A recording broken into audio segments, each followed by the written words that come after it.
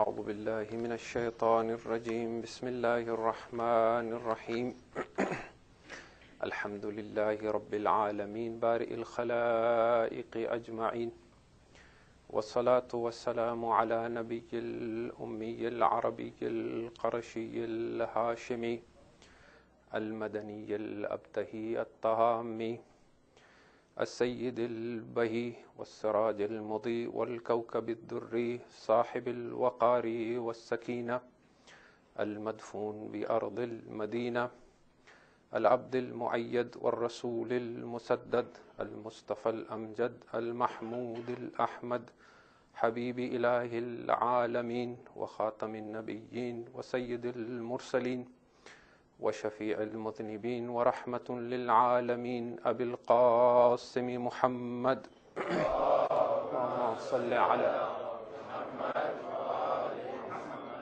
ثم الصلاة والسلام على آل بيته الطيبين الطاهرين الميامين المظلومين واللعنة الله على أعدائهم أجمعين من يوم عداوتهم إلى يوم الدين أما بعد فقد قال الله تبارك وتعالى في كتابه وهو أصدق القائلين بسم الله الرحمن الرحيم يا أيها الذين آمنوا أطيعوا الله وأطيعوا الرسول وأولي الأمر منكم صلوات على محمد وعلى محمد صل على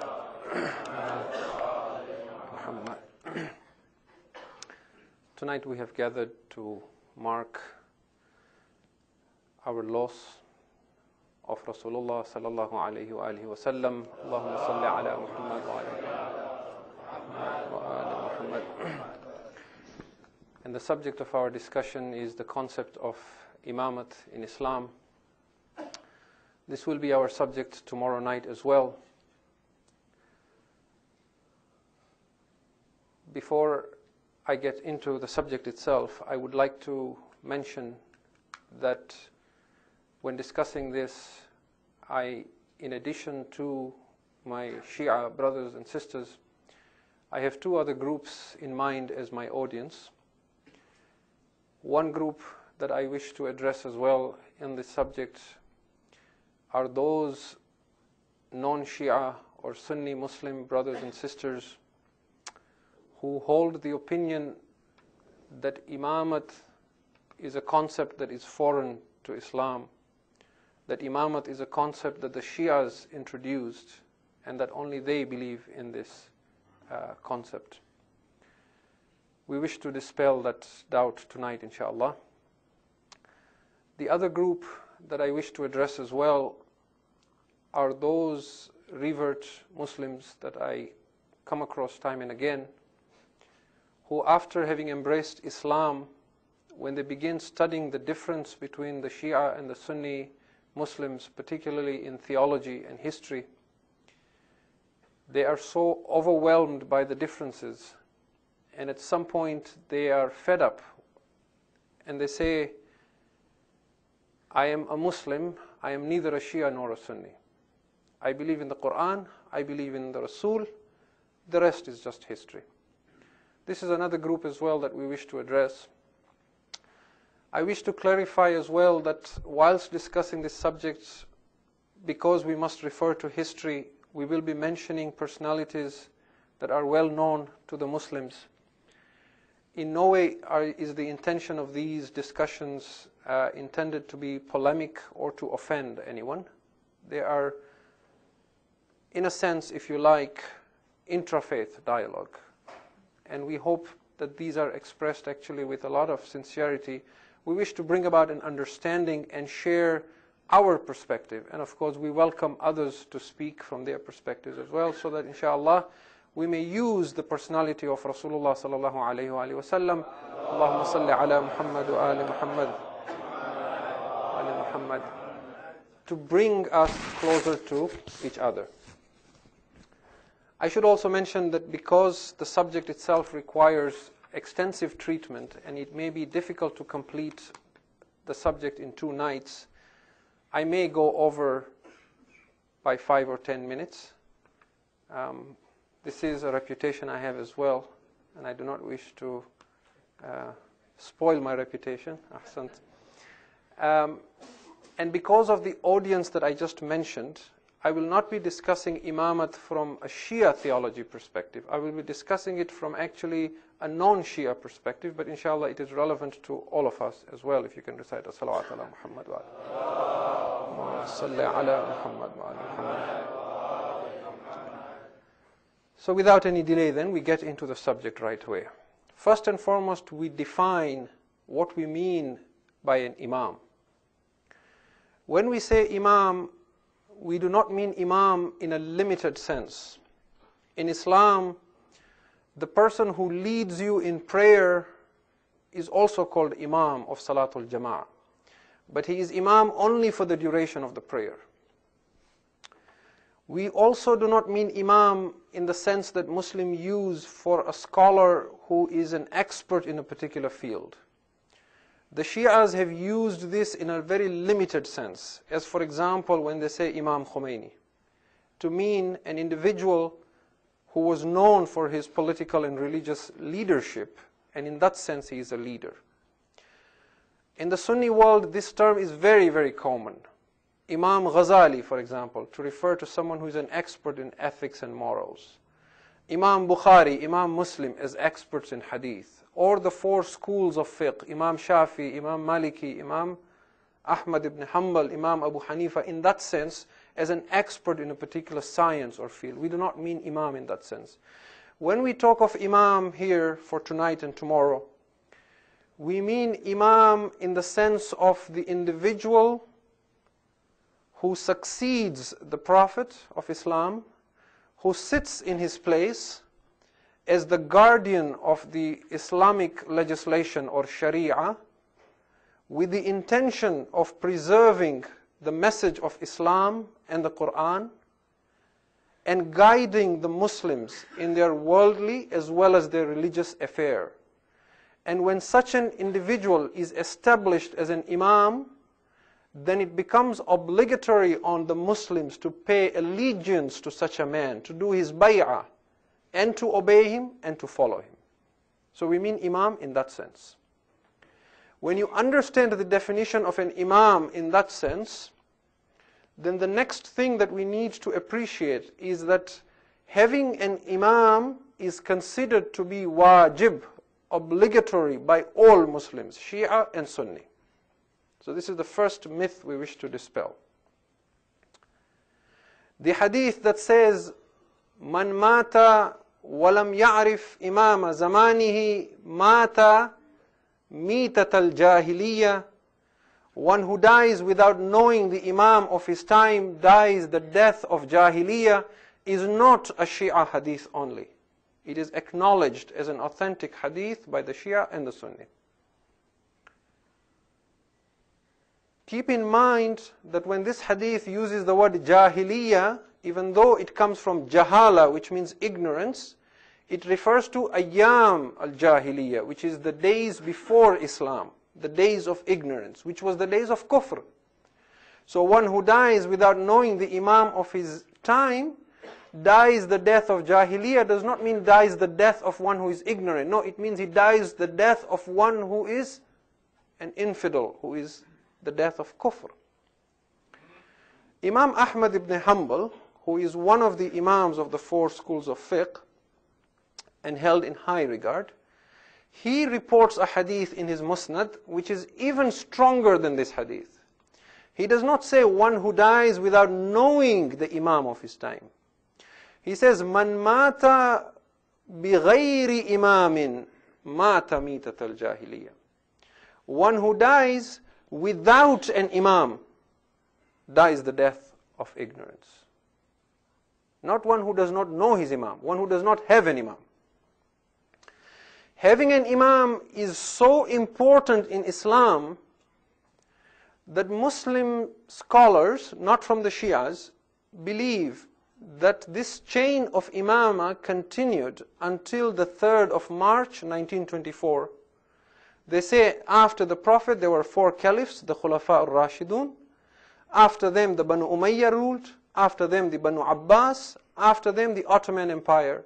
The Ottoman Empire disbanded after the First World War when Kemal Ataturk in Turkey, because the Ottomans were the Turks, he disbanded and removed the concept of Khilafat and Imamate on the 3rd of March 1924.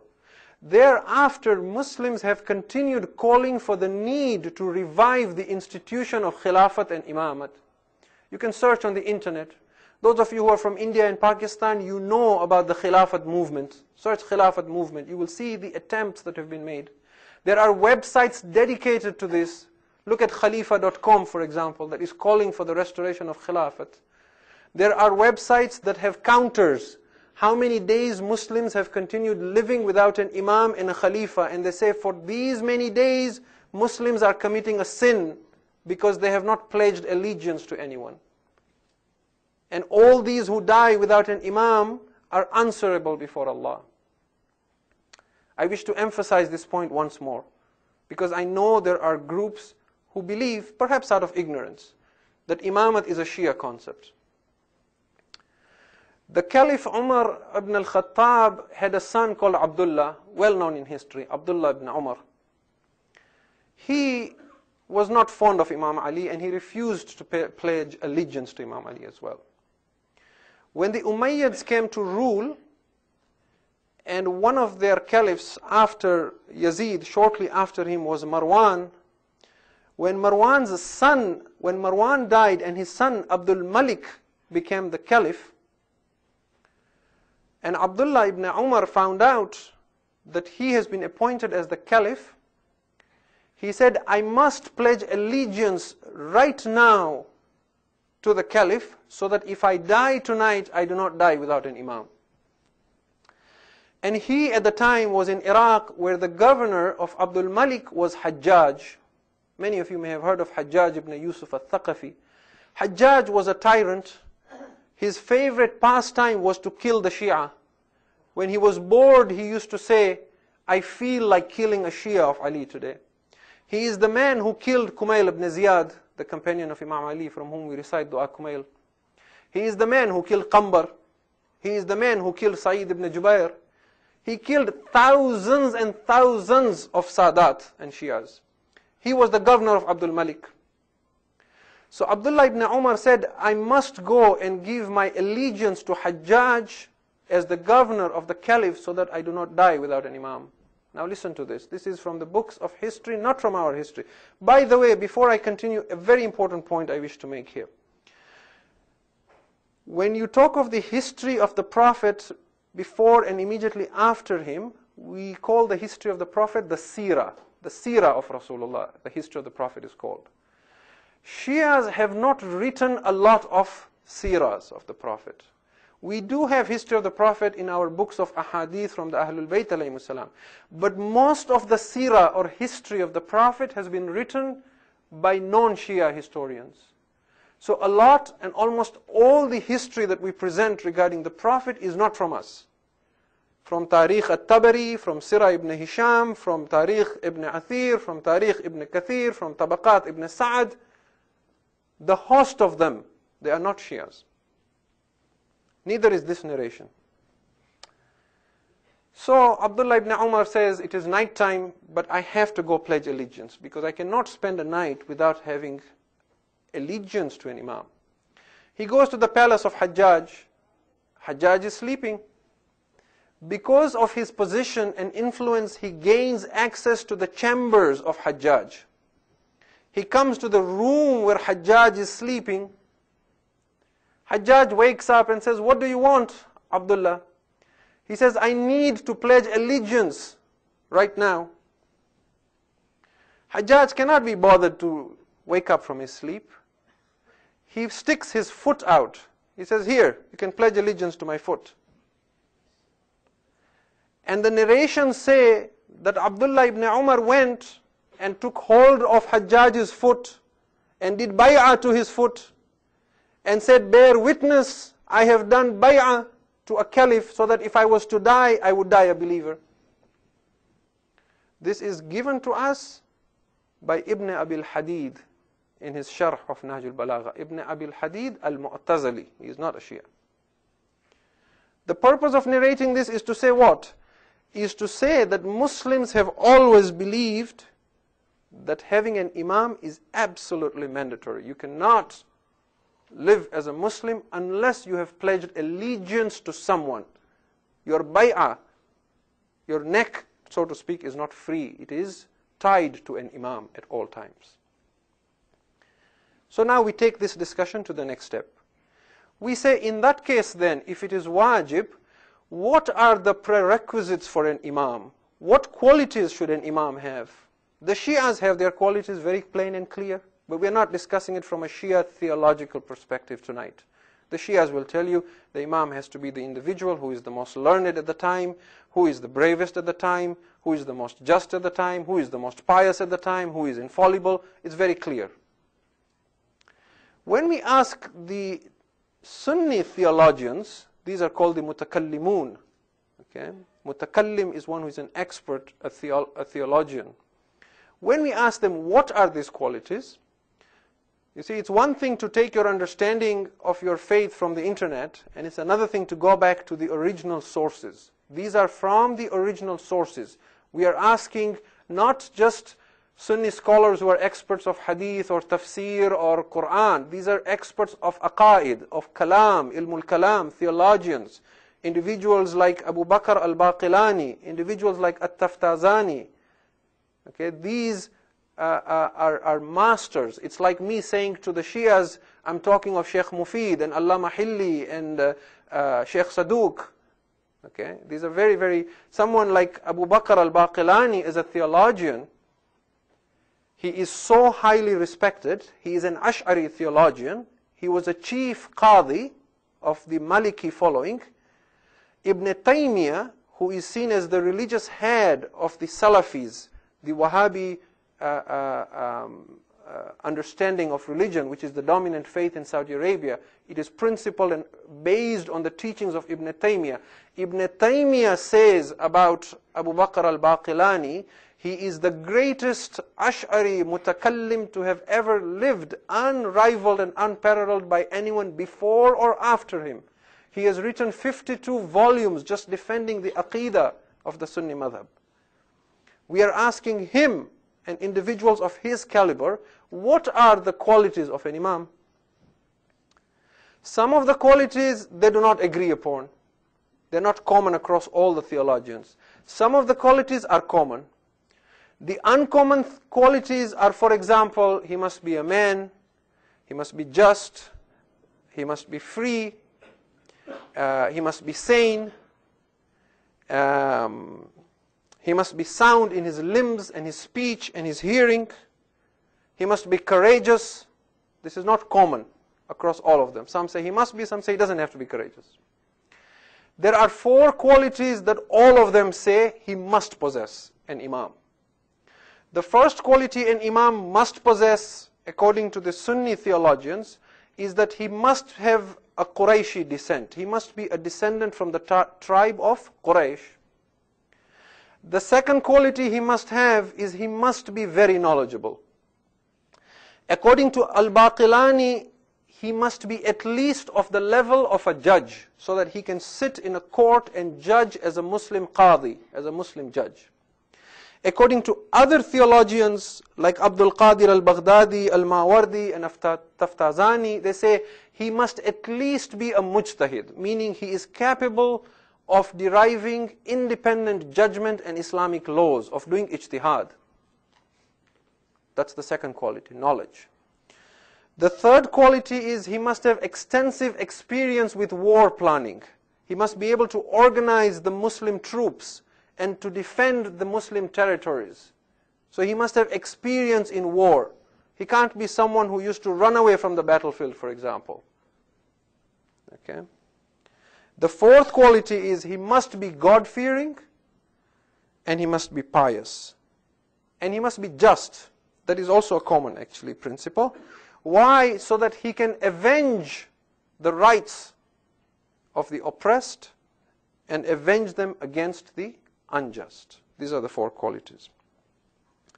Furthermore, to emphasize the fact that having an imam is wajib, At-Taftazani now, who is also a theologian, a famous theologian, I quote word for word.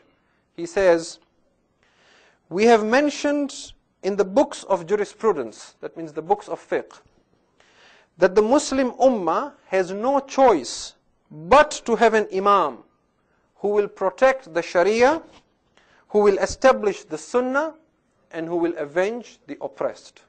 So it's very, very clear that the Ummah has to have an Imam. And these are the qualities of the Imam. Now we observe two things here. One thing we observe is that the number of conditions for an Imam are not standard from one theologian to another. They are varying. Which leads us to believe that there is no conviction that the Prophet of Islam had clarified what the prerequisites for an Imam are. That is why there is this difference of opinion. And the second thing that we understand from this is that because there is no clear guidelines from their perspective, from the Prophet of Islam, therefore these principles are based on personal judgment, from intellectual consideration, perhaps from looking at precedents of some of the previous Khulafa, maybe the Khulafa al-Rashidun, and from using a principle in Sunni fiqh that is called al-istihsan, which is to use your personal discretion in legal judgments. Fair enough. Now we ask the theologians, the Sunni theologians, tell us what is it that nullifies the imamate of an imam? What cancels the imamate of an imam?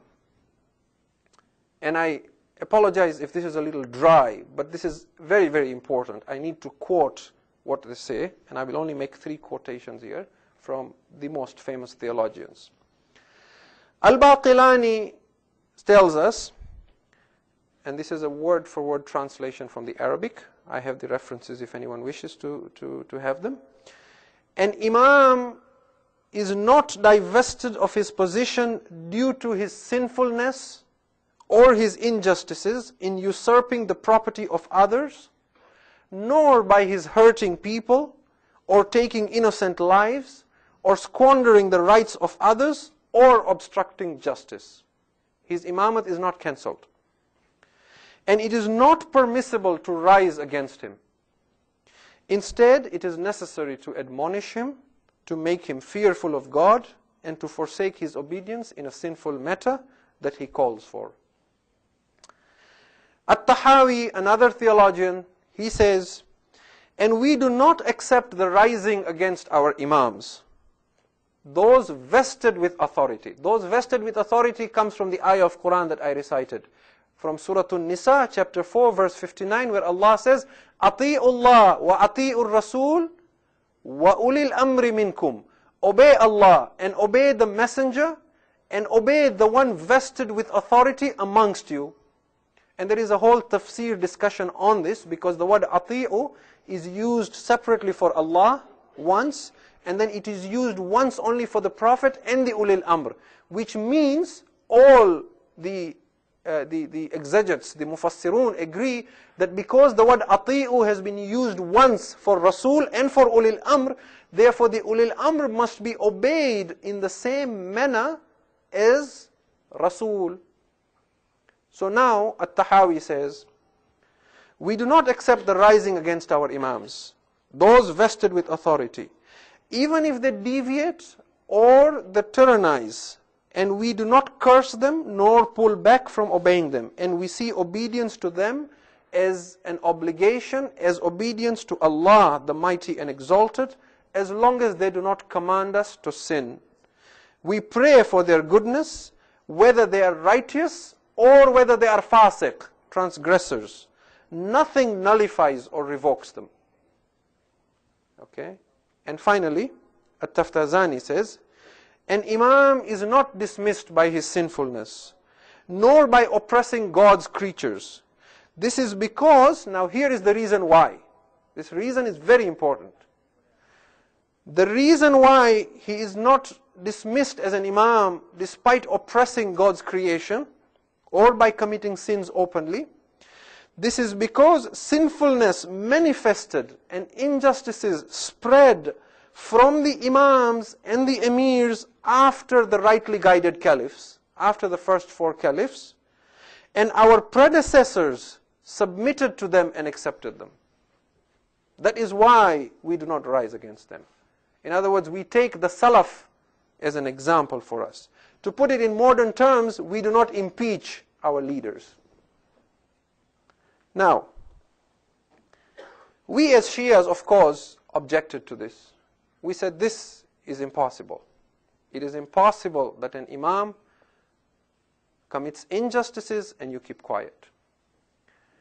They responded by quoting some ahadith that they attributed to the Prophet of Islam, that we regard as being forged.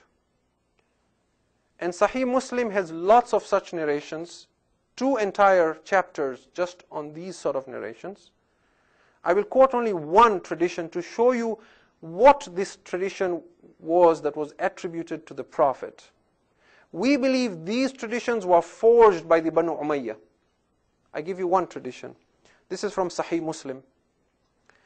The narrator says that Rasulullah sallallahu alayhi wa alihi wa sallam, Allahumma salli ala Muhammad wa ali Muhammad wa ali Muhammad. He said, يَكُونُ بَعْدِي أَئِمَّةً لَا يَهْتَدُونَ بِهُدَايَ وَلَا يَسْتَنُّونَ بِسُنَّتِي. There will come leaders after me who will not guide according to my guidance and who will not practice my practices, my sunnah. وَسَيَقُومُ رِجَالٌ قُلُوبُهُمْ شَيَاطِينَ فِي جُثْمَانِ إِنسٍ. And there shall come men after me as your leaders, whose hearts will be the hearts of devils in the body of human beings. So the narrator says, قال الراوي قلت كيف أصنع يا رسول الله إن أدركت ذلك. I said, what shall I then do, O Messenger of Allah, if I was to meet such a time? قال تسمع وتطيع للأمير. He said, listen and obey the commander. And then the Prophet added, وَإِن ضَرَبَ ظَهْرَكَ. Even if he whips you and hits you on your back, وَأَخَذَ مَالَكَ. And he takes and usurps your possessions. فَاسْمَعْ وَأَطِيعْ. Listen to him and obey him. This is from Sahih Muslim, volume 6. He has a chapter called the chapter on the command to stay with the majority, and another chapter called the chapter concerning those who separate or divide from the Muslims' affairs. These kind of narrations. There is narration from Hasan al-Basri attributed to the Prophet, that the Prophet specifically said, obey the kings of Banu Umayyah, وَإِن جَارُوا وَإِن ظَلَمُوا. Even if they oppress you and even if they tyrannize. We, of course, reject these traditions. Now this, of course, is a whole discussion in itself. But the point we want to make here is that there is an irony, if you haven't caught it yet, that there were certain prerequisites for an imam, that the imam has to be the most knowledgeable, has to be the most just. So now there is a paradox here. The qualities of an imam is that he must be just. But if the imam commits injustices, his imamat is not cancelled. And you must listen and obey to him. And as we shall see in a bit, the imam must be the most knowledgeable, but even if he is ignorant, you cannot remove him from his imamat. So this, of course, is a paradox that needs to be responded, and we don't have the answer to that. So now we went back to our Muslim brothers and we said, fine, you have told us what the qualities of an imam must be. You have told us that an imam's imamat is never nullified. Now, have we agreed until this point that imamat is wajib? Having an imam is wajib. They say yes, having an imam is wajib. We say, tell us, why is it wajib to have an imam? Why is it obligatory to have an imam? Now listen to this. It's a very involved but an interesting discussion. You see, the Sunni Muslims in the past used to be of two theological understandings. They used to have the Ash'aris and the Mu'tazilis. The Mu'tazilis were very close to the Shias in their understanding. They produced some great scholars. The famous Mufassir of Quran, Fakhruddin Razi, was a Mu'tazili. Ibn Abil Hadid, who wrote the Sharh of Najul Balagha, was a Mu'tazili. But the Mu'tazilites are to all purpose and intent extinct now. They're very few, if any. Most, if not all, the Sunni Muslims you meet today are of an Ash'ari understanding. Okay? All of Saudi Arabia follows the Ash'ari school of understanding. So we have three opinions as to why Imamat is wajib. We have the Ash'ari opinion, we have the Mu'tazili opinion, and then we have the Shia opinion. We asked the Ash'aris, why is an Imam, what makes Imamat wajib? They said, Tajibul imama sam'an. Imamat is wajib because we hear of it. Meaning what? Meaning we proved Imamat to be wajib because of history. So we say, how did you prove Imamat is wajib through history? Now here's what they say. They say, the Prophet of Islam did not appoint anyone. After he passed away, Medina was grieving. People were weeping on one side, confused on the other. People thought this is the end of Islam. There was so much shock because people never thought the Prophet would pass away, perhaps. Some of the companions could not believe he had passed away. In particular, all books of history says that Umar ibn al-Khattab pulled out his sword and said, if anyone says Rasulullah has died, I will behead him. And he continued saying that until Abu Bakr came, he went inside, he lifted the cloth, he looked at the face of the Prophet, he confirmed the Prophet has passed away. Then he came back, he calmed Umar down, he recited an ayat of Quran, وَمَا مُحَمَّدٌ إِلَّا الرَّسُولُ أَفَإِنْ مَاتَ أَوْ قُتِلَ إِنْ قَلَبْتُمْ عَلَىٰ أَعْقَابِكُمْ. Muhammad was but a messenger. If he dies or is killed in battle, will you turn on your heels and die? After saying all that, he said, هَذَا مُحَمَّدٌ عَبْدُ اللَّهِ قَدْ مَاتَ. This is Muhammad, the slave of God, he has died. وَأَمَّا رَبُّ مُحَمَّدٍ فَلَنْ يَمُوتْ. As for the Lord of Muhammad, he shall never die. In other words, we must now continue to keep this mission alive. We must continue to keep what the Prophet brought and stood for and preserve it and guide the Muslim Ummah. And so, because of these historic events, the need for an Imam was felt. This is why Imamat is wajib. Do you understand? Now, we said to them, when was this need felt? When did you feel this need? They say the need was felt almost immediately. So immediate that even the Prophet's body could not be washed. There were 8 people only to wash the body of the Prophet, and there were only 6 to bury him. At Ghadir there were 100,000. So the need for an Imam was felt with such urgency, with such immediateness, that immediately the Muslims went and gathered at Saqifa and began deciding the fate of the Ummah. We say, if this urgency was so great, why didn't the Prophet say anything about it? If it's wujub, if it's being wajib was so great that even the Prophet could not be washed and an Imam was needed, how could Allah and His Messenger ignore this? This Rasul, who has told you that even when you go to the washroom, what is wajib, what is haram, what is makruh, what is mustahab, how could He ignore something like this? Now, I want you to listen to this very, very carefully. There are 3 options. Option number 1, Rasulullah appointed someone. Option number 2, he was silent, he didn't appoint anyone. Option number 3, he wasn't silent, he specifically spoke about it, but he said, I am not appointing someone because Allah does not want me to appoint someone. And He wants me to leave this in the affairs of the Ummah. Allah will decide Himself what will happen next. Now get this very, very clearly in your minds. There is no narration, not even a weak one, neither in the Shia books nor in the Sunni books, that the Prophet of Islam said, I am not appointing someone. If he was silent, he should have at least said, Here's why I'm not appointing someone. There is no hadith that he said, I'm not appointing someone. So now you're left with two options. Either he appointed someone, or he chose to remain silent. If he appointed someone, who did he appoint? If he would have said, I am not appointing someone, then the natural response to that is people would have asked him, what should we do then?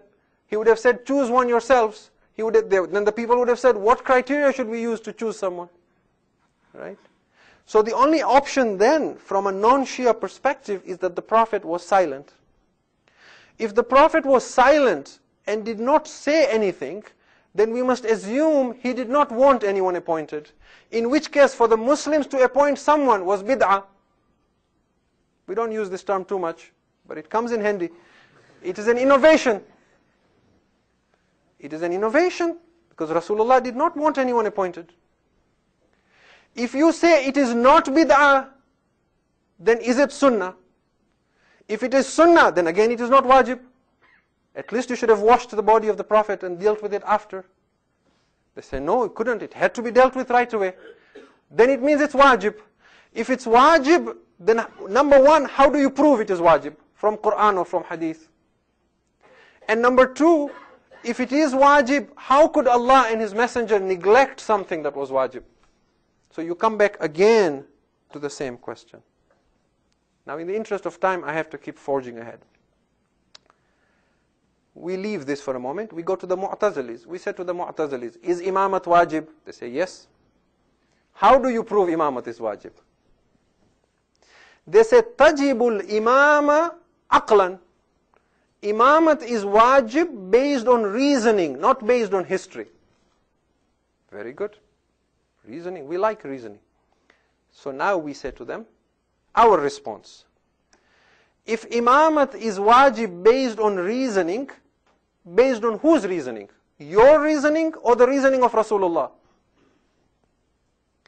If you say that your reasoning determined that imamat was wajib, but the Prophet kept silent, then it means your reasoning is superior to the reasoning of Rasulullah. Because you are able to determine something is wajib, but he was not. You realized it is necessary, it escaped him. And if you say it is wajib based on the reasoning of Rasulullah, then if it was wajib, why did he not say about it? Why was he quiet? So that doesn't appeal to us. So they turn around and say, fine, then you tell us, what makes imamat wajib? We say, imamat is wajib not because of historical reasons, not because of rationalizing, but because it is a lutf of Allah. Now you need to understand the meaning of the word lutf. If you can recite a salawat ala Muhammad wa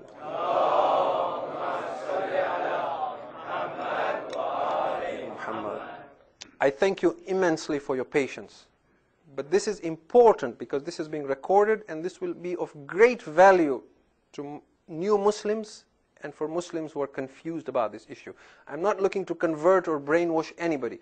I'm just looking to express our understanding. And I know many of you understand this and might be thinking, why are you trying to convince me? I already believe in the concept.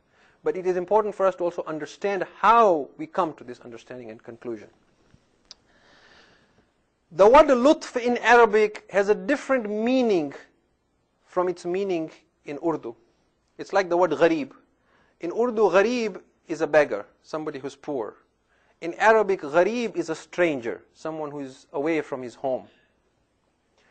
In Urdu, lutf is something you enjoy, like when you say lutf aa gaya. Lutf aa gaya means maza aa gaya. In Arabic, lutf means grace. Lutf of Allah is the grace of Allah, benevolence of Allah. Now let me explain it first in basic terms so that you will understand its meaning in relation to imamat. When a child is born, as soon as it comes out of the womb of its mother, the first thing it needs is air to breathe. Allah makes that air available for the child to breathe, unless a human being interferes and prevents the child from getting that oxygen. Now that oxygen, to reach the body of that human being needs nostrils, and then he needs maybe a windpipe, then he needs lungs, then he needs blood to take the oxygenated blood, then he needs a heart to pump, he needs arteries, he needs veins. So Allah makes all these things available for that human being to survive. Then this human being needs food. It doesn't have teeth, it doesn't have the gag reflex, it doesn't have the ability to swallow. So Allah creates food in the mother of the child to sustain this child. These things that Allah makes available, is it wajib for Allah to give the child? Now there is a yes and a no here. If you say yes, then you are tying Allah's hands and saying Allah has to do it. Allah doesn't have to do anything, He is the master. But if you say He doesn't have to do it, and He can choose not to do it, then you point a finger at His justice and His mercy. Because if He were not to do it, and the child after coming to this world was to die, then Allah would not have been just and kind and merciful to that creation. And for that matter, to everything. The sun He creates is His lutf. The animals who are born with claws to protect themselves, that's their lutf from Allah. So lutf of Allah, or the grace of Allah, is that which Allah makes available. That which is not obligatory on Allah to do, because nothing is obligatory on Him, nothing is wajib on Him, but that which is necessary for Him to provide, because if He does not provide, it points fingers at His justice. That is called lutf. So we say Imamate is lutf from Allah.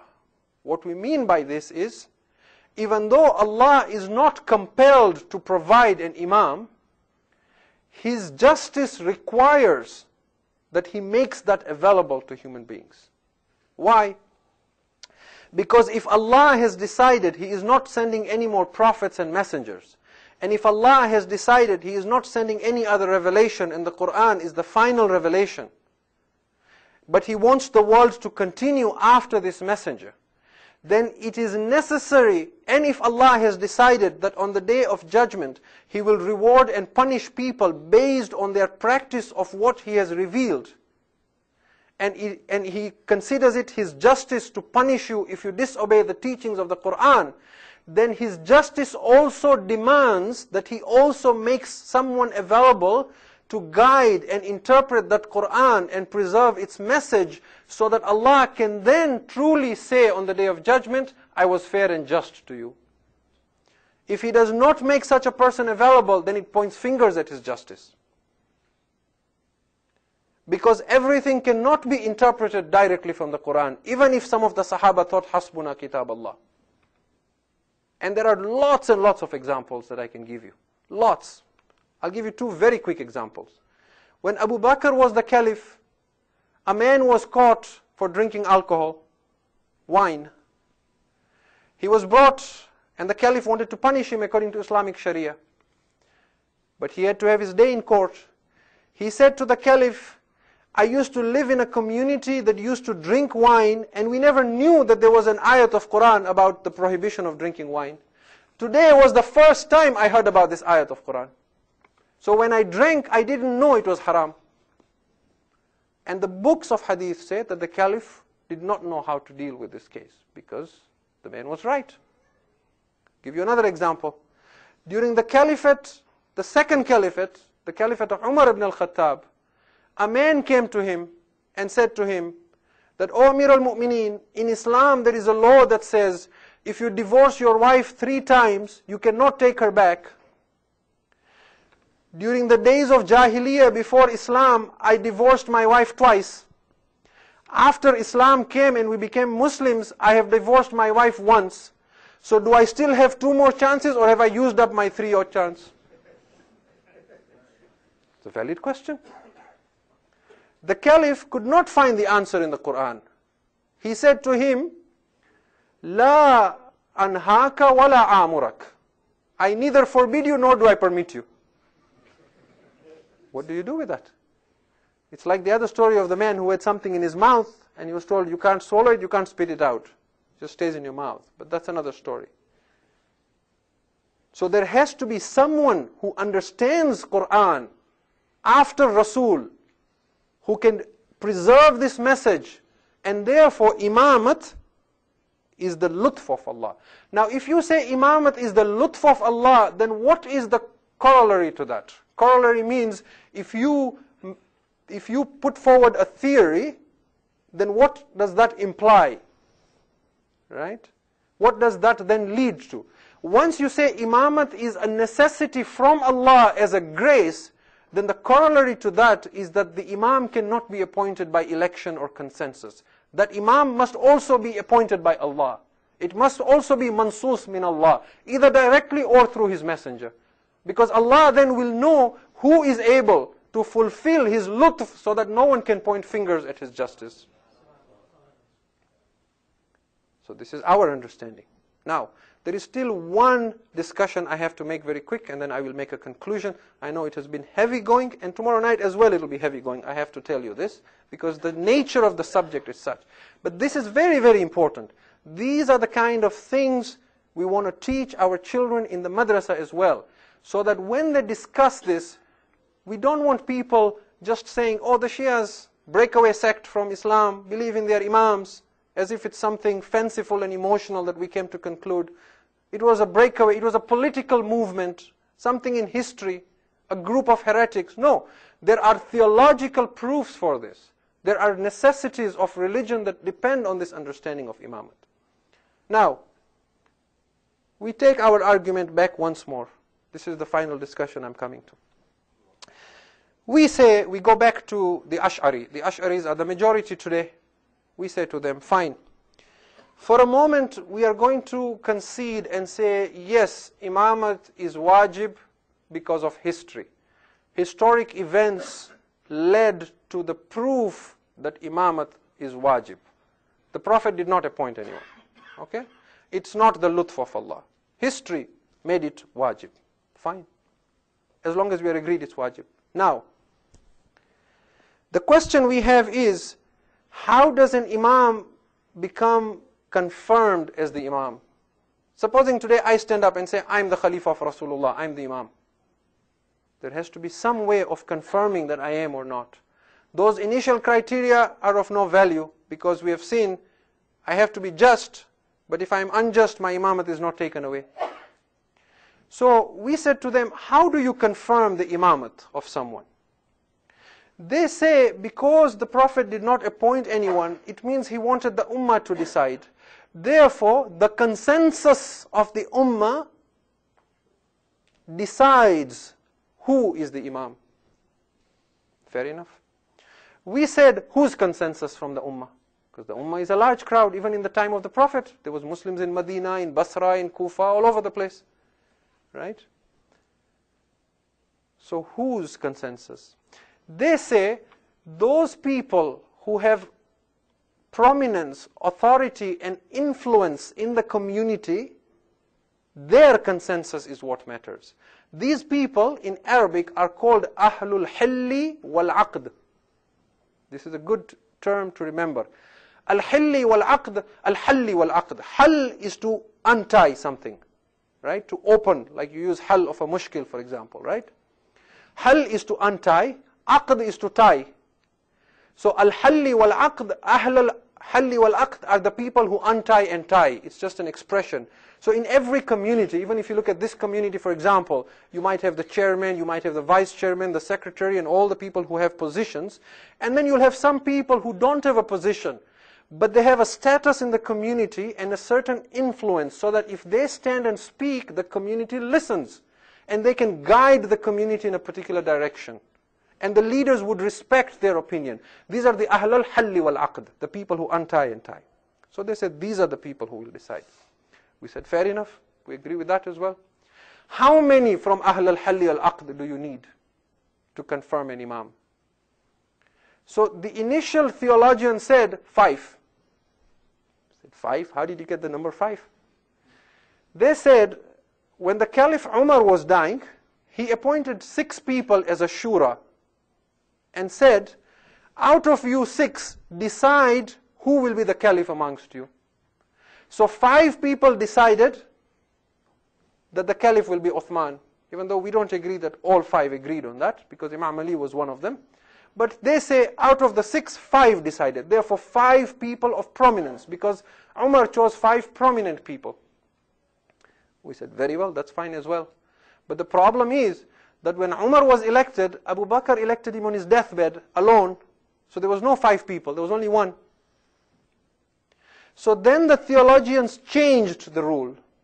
They said the consensus of 1 is enough. Consensus means 1 person, as long as he's a person of prominence and people respect his view. We said that is fine as well. But the problem is that when Abu Bakr was elected, there was no respect. There was a fight. So there was 1 individual who chose Abu Bakr, but again there was no the community's respect of the view of that 1 individual. Salawat ala Muhammad wa ali Muhammad. What happened with Saqifa was that Sa'ad bin Ubadah, who was the leader of the Khazraj tribe from the Ansar, set up a meeting. The Ansar wanted to elect Sa'ad as the caliph. In the meantime, Abu Bakr and Umar came to know that there is an election happening. They rushed to the scene to talk to them and start reasoning with them. The Ansar said, we select Sa'ad as our caliph. Abu Bakr stood up and said, you cannot, because this has to come from the Muhajir. The Ansar said, if it has to be from the Muhajir, then we will only accept Ali bin Abi Talib. Zubair bin al-Awam pulled out a sword. This is all from Tariq, not Shia Tariq. I told you the Sirah is not from the Shias. Zubair pulled out a sword at Saqifa.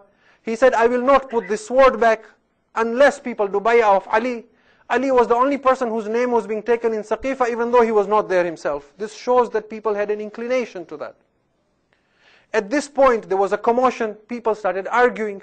The books of history say that Umar went and grabbed the sword of Zubair. He struck it on a stone. He broke the sword. They started calling each other names. The books of history says the Muslims behaved like the days of Jahiliyyah. Umar called Zubair a dog as well. He said, alaykum bil kalb. He pounced upon Sa'ad.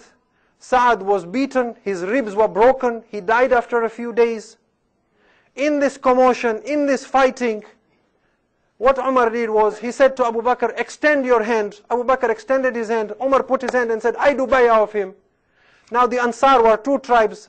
As soon as he did, the person sitting next to him, he did bay'ah. Then the next person did bay'ah. Now the tribe of Aus began doing bay'ah of Abu Bakr. So those people of Khazraj said, now if we don't do bay'ah, we'll get left behind. So they started doing it. In that commotion, an election took place. Later on, when Umar became the caliph, he is reported to have said in the history books of the Muslims, and I quote his words, he says, Wallahi inna amra bay'ata Abi Bakrin kana faltatan.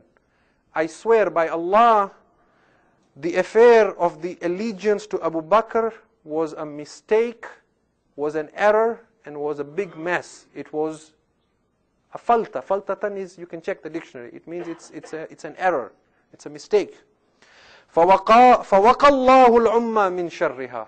But Allah protected the ummah from its evil. And if anyone attempts to do anything like that again, I will behead him. Okay? This is what happened at Saqifa. So we come back to our discussion. We say, well, if you need 1 person's consensus, but that 1 person has to be respected unanimously, that did not happen in the case of Abu Bakr. So then they revise the condition. They say, as long as 1 person pledges allegiance, or some people pledge allegiance, it becomes wajib even if the others don't pledge allegiance to him.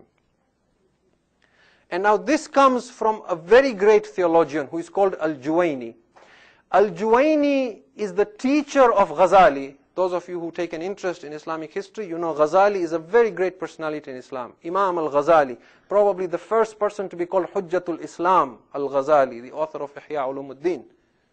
His teacher is Al-Juwayni. Al-Juwayni was known as Imam al-Haramain, Imam of Makkah and Medina. If you speak in Islamic theology and say Imam al-Haramain without taking a name, people know you're talking of Al-Juwayni. Al-Juwayni says, consensus is not necessary for an imam's imamate to be confirmed.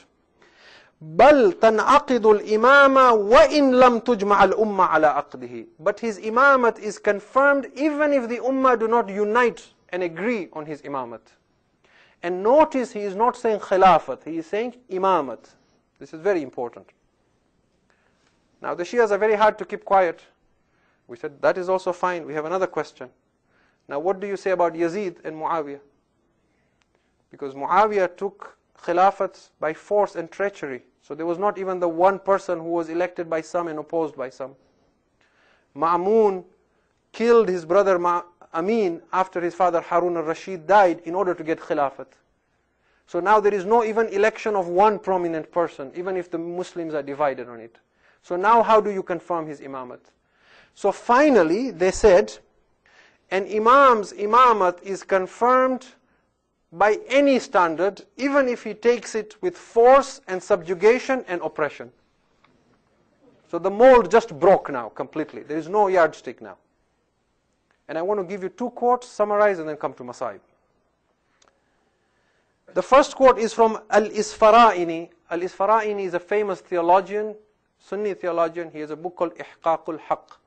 He writes in his book Ihqaqul Haqq, imamat is confirmed even with force and subjugation. And for those of you who understand Arabic, he says, وَلَوْ كَانَ فَاسِقًا أَوْ جَاهِلًا أَوْ أَعْجَمِيًا.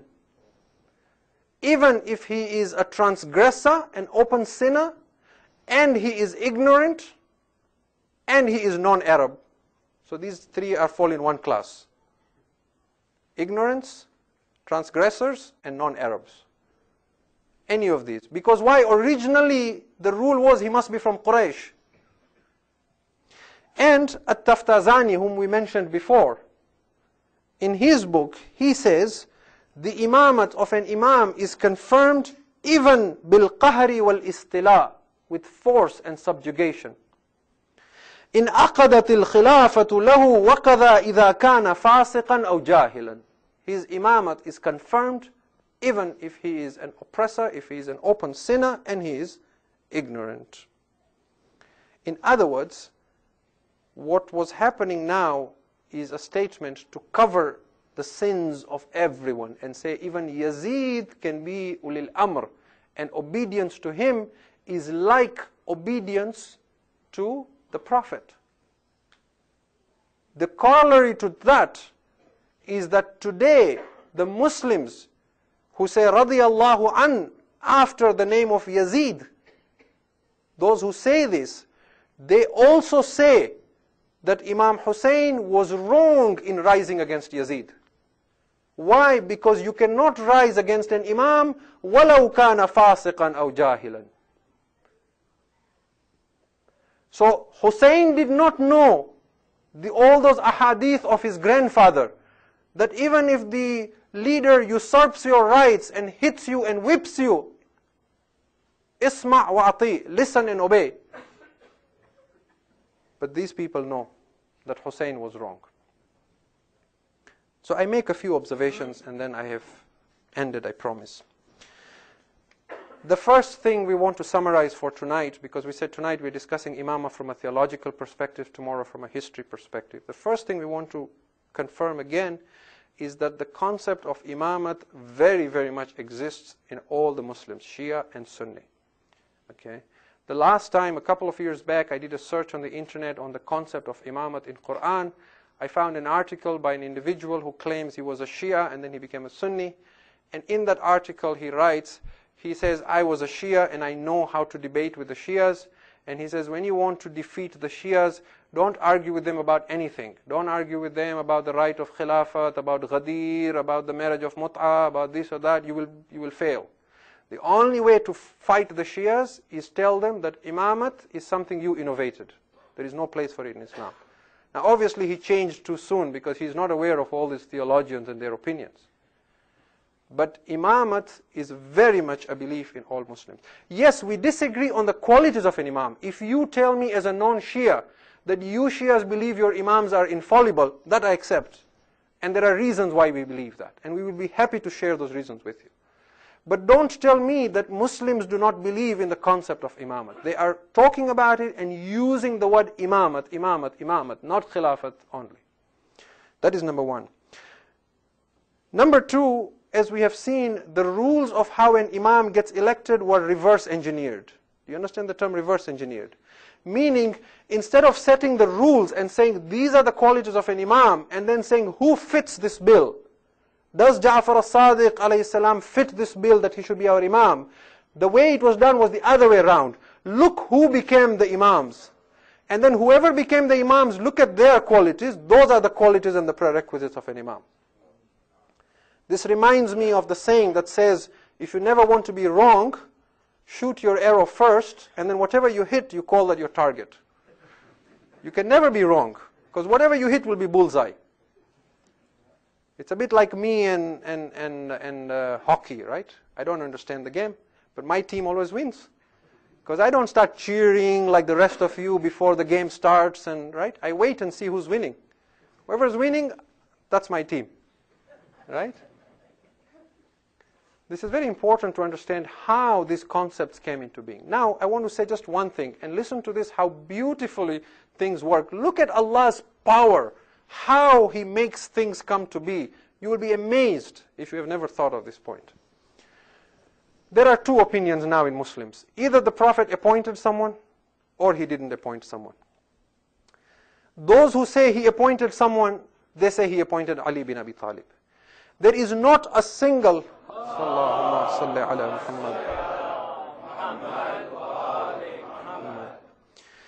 there is not a single person who mentions any other name besides the name of Ali.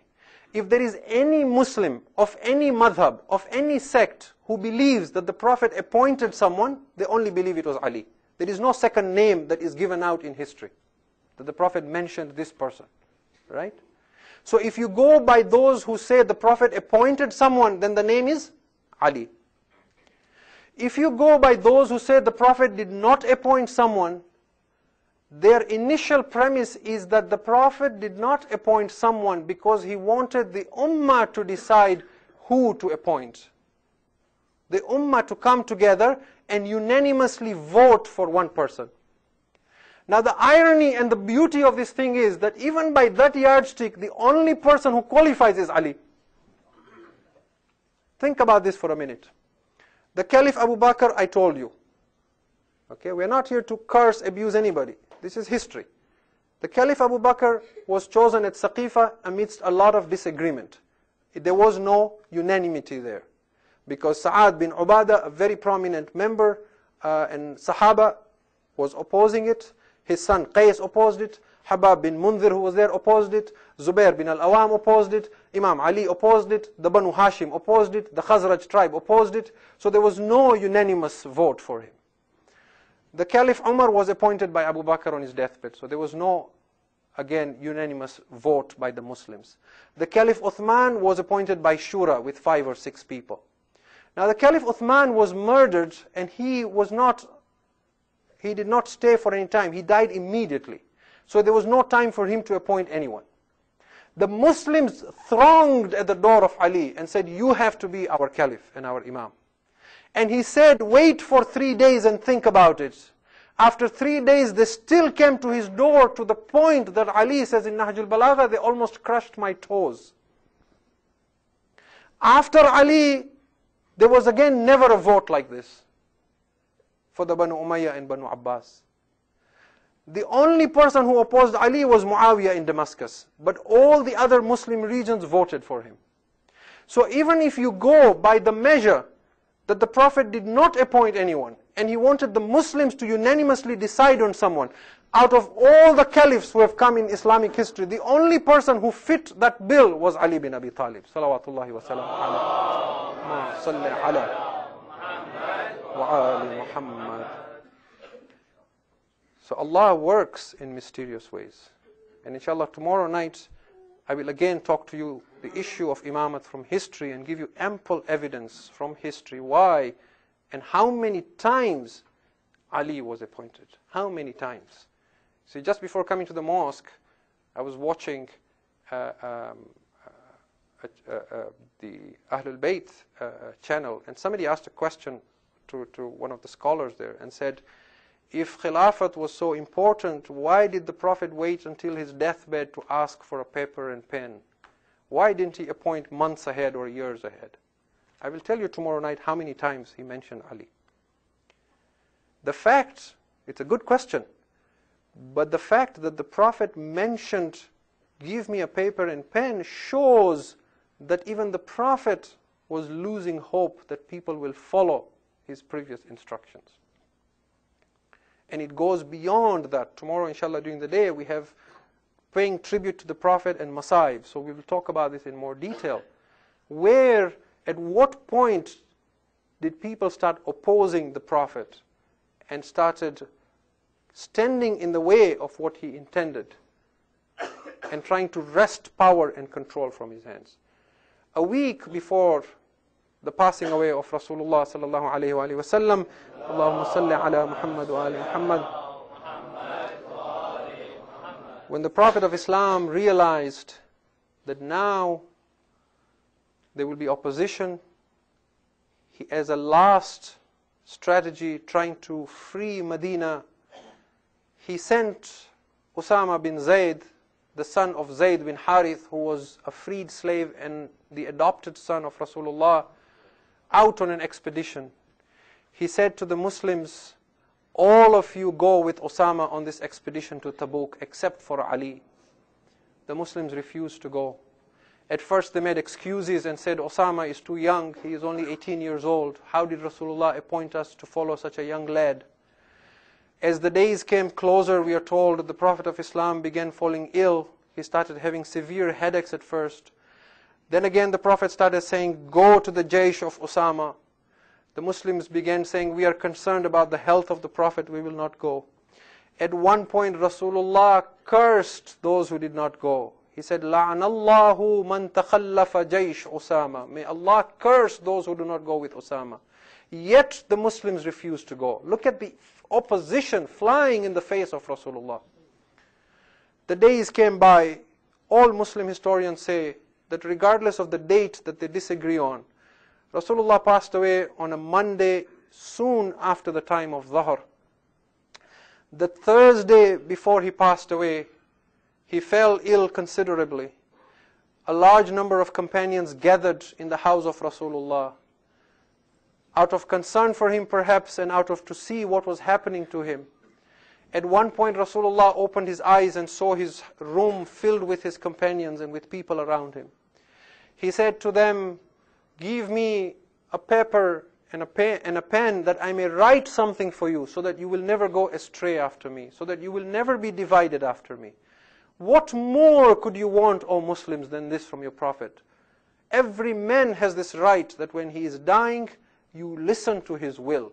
Can you imagine somebody dying, a stranger, telling you, I am dying, I wish to make a will, and that you turn him away? All Rasulullah wanted was a paper and a pen. At this point, all history books record that Umar ibn al-Khattab stood up.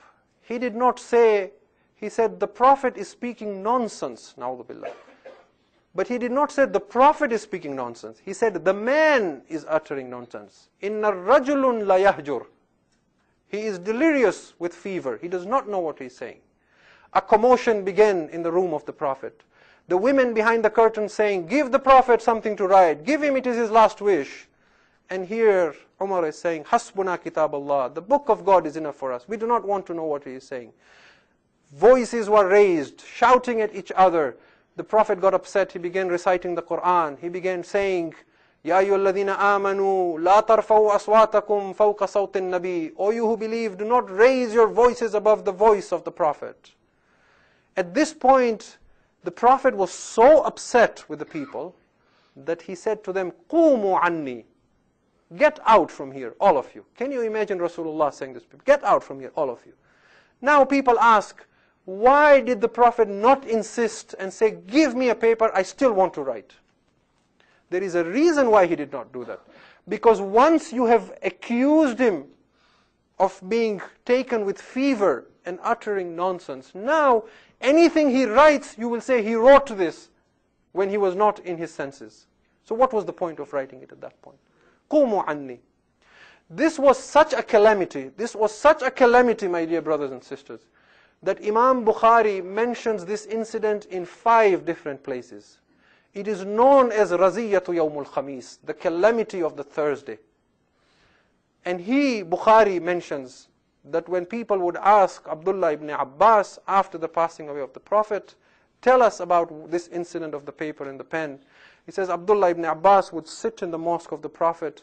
He would cry and he would cry and he would cry until his beard would be wet with his tears. And the pebbles below him would get wet with his tears. He would say, alas, Raziyatu Yawmul Khamis, the calamity of the Thursday. If only we would have allowed the Prophet to write something for us. Now that people had left and the Prophet was left alone, who was he left with now? He was left with Ali, he was left with Fatima, he was left with Hassan, he was left with Hussein. We are told in one narration that Imam Hassan and Imam Hussein came running towards their Jadd, towards Rasulullah. Imam Ali tried to hold the little boys back from Rasulullah. Rasulullah said to Ali, "O Ali, da'ahum ashummahuma wa yashummani. O Ali, let my grandsons come to me. Let me smell their scent for the last time. O Rasulullah, you do not know what will happen to your grandchildren after you." We are told Hassan came to Rasulullah. He placed his cheek on the cheek of Rasulullah and began crying and weeping. Hussein placed his head on the chest of Rasulullah. Rasulullah put his arms around his grandsons. He wept with them for a while. Fatima sat beside Rasulullah. Ali had the head of Rasulullah in his laps. Fatima is now remembering perhaps the days she spent with her father. Rasulullah used to call her Abiha. She was like a mother to her father. All the days of Tabligh, when Rasulullah used to go out to preach, when people would take thorns and line them on the streets so that they should hurt Rasulullah, when people would go to their rooftops and throw filth on Rasulullah, it was Fatima who would sit with her father. When people would throw rocks at Rasulullah and he would come home bleeding, it was Fatima who would sit and treat her father's wounds. It was Fatima who would sit and remove the thorns from her father's feet. Fatima is sitting there weeping and looking at Rasulullah. Rasulullah opens his eyes and looks at Fatima. "Why are you crying, my dear daughter?" Fatima says, "I'm crying because of separation from you." Rasulullah says something to Fatima, after which she smiles. Later on she says, "Rasulullah promised me I will be the first one to meet him after his demise." In a little while a knock is heard on the door. Fatima hears a very strange voice saying, "Ana rajulun gharib." Fatima hears the voice of a stranger. She says to him, "Return, may Allah have mercy on you." Rasulullah is not able to see anyone. A little time passes, again somebody knocks on the door. "Gharibun yasta'adhinu ala Rasulullah." A stranger has come asking permission to see Rasulullah. Now the Messenger of Allah opens his eyes. He says, "Oh Fatima, do you not know who this is? This is Malakul Maut, O Fatima. It is the sharaf and the honor of your house, O Fatima, that the angel of death asks permission." I would say, "Ya Rasulullah, this door that the angel of death asks permission for, come and see this door 3 days from now when there is firewood at the door and it is being burnt." Fatima opened the door and welcomed the angel of death. She says, "Something came in that sounded like the whispering of a breeze. It came close to us and said, 'Assalamu alaykum ya Ahla Baytin Nubuwa.' O angel of death, you do salam to Ahlul Bayt. In a few days there will be no one to return the salam of Ali." Rasulullah, Jibreel asked Rasulullah, "O Ahmad, Allah has given you the choice if you wish to remain." The last words of Rasulullah, he says, "Bal ila rafiq al-a'la." Nay, I wish to return to my exalted friend. He turns and looks to Ali. As he takes his last breath, Ali puts his hand at the mouth of Rasulullah. He takes the breath of Rasulullah and wipes it on his face. "Inna lillahi wa inna ilayhi raji'un." Ali turns to the women in the house and says, "A'zam Allahu ujurakum bi nabiyyikum." May Allah reward you for your grief over your messenger, for Allah has taken his messenger to him.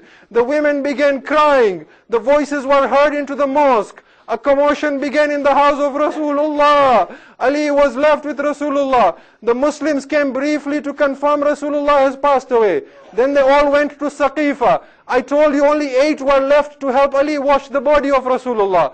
Ali is washing the body of Rasulullah and crying, "Ma a'zamul musibatu alayna haythu faqadnak, wa haythu inqata anna al-wahyu fa inna lillahi wa inna ilayhi raji'un." Ali began crying, "Oh, what a calamity has befallen us, that the revelation has been separated from us, from Allah. Oh, what calamity has befallen us, that we have lost Rasulullah. The time came to bury Rasulullah." You can imagine how Fatima was hurt when she realized there was only 6 people to bury her father. I would say, "Oh Fatima, still be grateful to Allah, there are 6 people to bury your father. Oh Fatima, when you pass away, it will be in the middle of the night, there will be no one to come to your funeral. Oh Fatima, when Ali is buried, he will be buried in hiding. Oh Fatima, when Hassan is buried, when Hassan wishes to be buried, his body will be pierced with arrows and be brought back to the house again. Oh Fatima, come to Karbala 10 years later, there will be no one to bury your Hussein. Umar ibn Saad will place the body of your Hussein and say, trample the body of Hussein. Everyone will come forward and take the body of their family members and loved ones. There will be no one to say, someone save the body of the son of Fatima. Someone give a shroud and a burial to the son of Fatima. ألا لعنة الله على القوم الظالمين وسيعلم الذين ظلموا أي منقلب ينقلبون ومحمدا وعليا ماطم.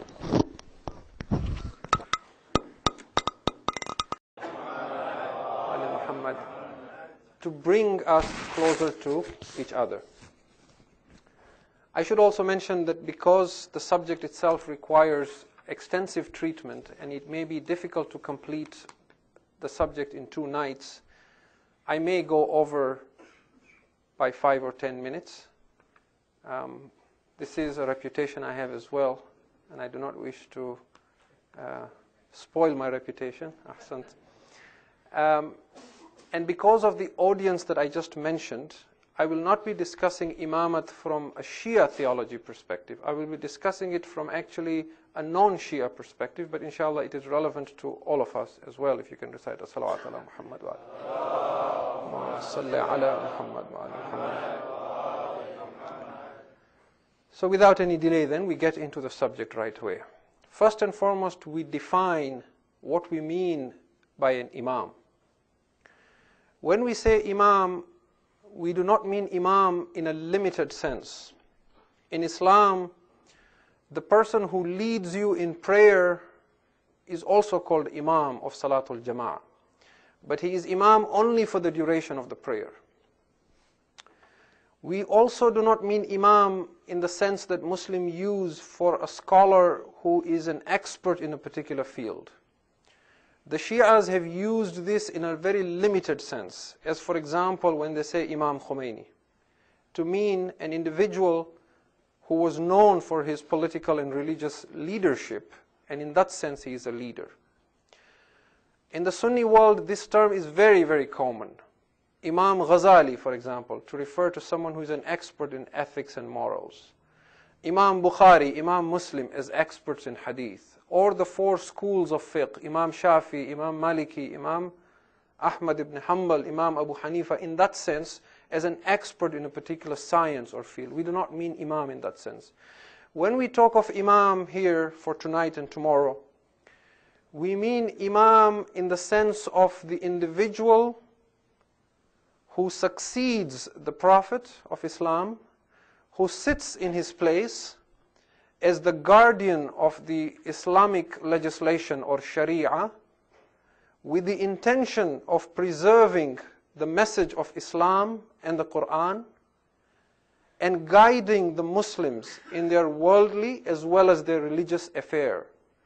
And when such an individual is established as an imam, then it becomes obligatory on the Muslims to pay allegiance to such a man, to do his bay'ah, and to obey him and to follow him. So we mean imam in that sense. When you understand the definition of an imam in that sense, then the next thing that we need to appreciate is that having an imam is considered to be wajib, obligatory by all Muslims, Shia and Sunni. So this is the first myth we wish to dispel. The hadith that says, Man mata walam ya'rif imama zamanihi mata mitat al-jahiliya One who dies without knowing the Imam of his time dies the death of Jahiliyyah is not a Shia hadith only. It is acknowledged as an authentic hadith by the Shia and the Sunni. Keep in mind that when this hadith uses the word Jahiliyyah, even though it comes from Jahala, which means ignorance, it refers to Ayyam al-Jahiliyyah, which is the days before Islam, the days of ignorance, which was the days of Kufr. So one who dies without knowing the Imam of his time dies the death of Jahiliyyah does not mean dies the death of one who is ignorant. No, it means he dies the death of one who is an infidel, who is the death of Kufr.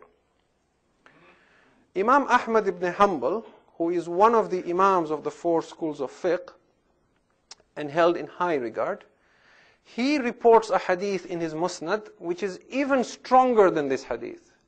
He does not say one who dies without knowing the Imam of his time. He says, Man mata bighayri imamin mata mitat al-jahiliyyah. One who dies without an Imam dies the death of ignorance. Not one who does not know his Imam, one who does not have an Imam. Having an Imam is so important in Islam that Muslim scholars, not from the Shias, believe that this chain of Imamah continued until the 3rd of March 1924. They say after the Prophet there were 4 caliphs, the Khulafa al-Rashidun. After them the Banu Umayyah ruled. After them the Banu Abbas. After them the Ottoman Empire. The Ottoman Empire disbanded after the First World War when Kemal Ataturk in Turkey, because the Ottomans were the Turks, he disbanded and removed the concept of Khilafat and Imamate on the 3rd of March 1924.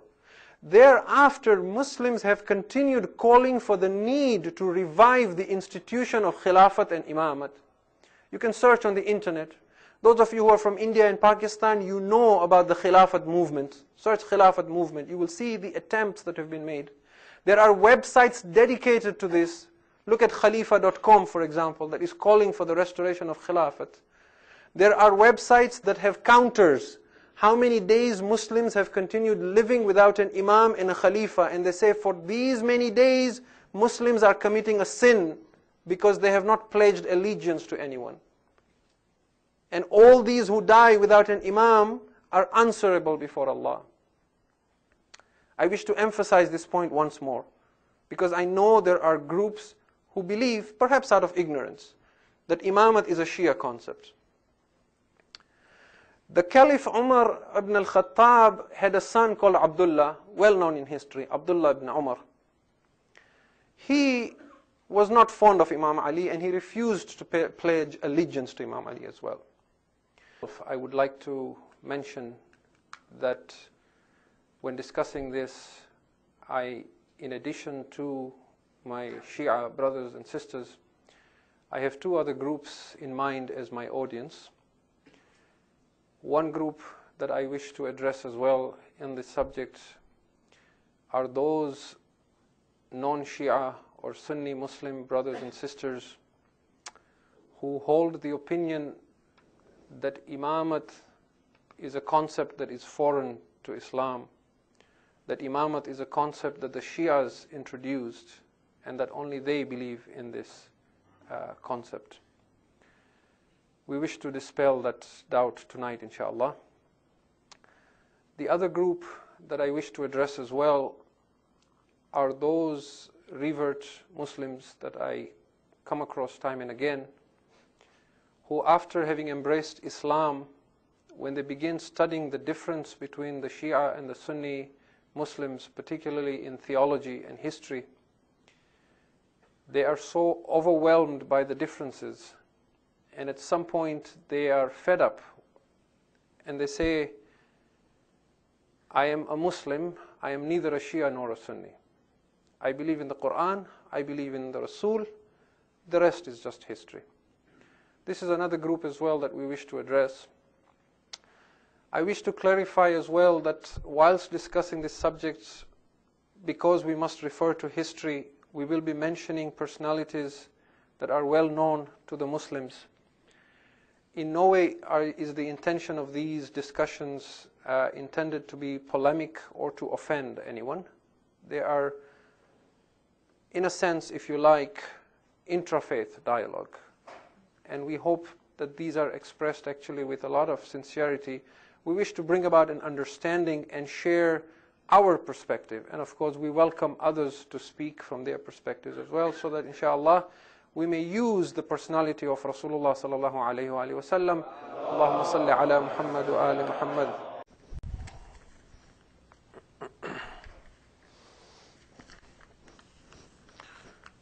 أعوذ بالله من الشيطان الرجيم بسم الله الرحمن الرحيم الحمد لله رب العالمين بارئ الخلائق أجمعين والصلاة والسلام على نبي الأمي العربي القرشي الهاشمي المدني الأبتهي الطهامي السيد البهي والسراج المضيء والكوكب الدري صاحب الوقار والسكينة المدفون بأرض المدينة العبد المؤيد والرسول المسدد المصطفى الأمجد المحمود الأحمد حبيب إله العالمين وخاتم النبيين وسيد المرسلين وشفيع المذنبين ورحمة للعالمين أبي القاسم محمد اللهم صل على محمد ثم الصلاة والسلام على آل بيته الطيبين الطاهرين الميامين المظلومين واللعنة الله على أعدائهم أجمعين من يوم عداوتهم إلى يوم الدين. أما بعد، فقد قال الله تبارك وتعالى في كتابه وهو أصدق القائلين: بسم الله الرحمن الرحيم يا أيها الذين آمنوا أطيعوا الله وأطيعوا الرسول وأولي الأمر منكم. صلوات على محمد وعلى محمد صل على محمد. Tonight we have gathered to mark our loss of Rasulullah sallallahu alayhi wa alihi wa sallam. Allahumma salli ala Muhammad wa ala Muhammad. And the subject of our discussion is the concept of Imamate in Islam. This will be our subject tomorrow night as well. Before I get into the subject itself,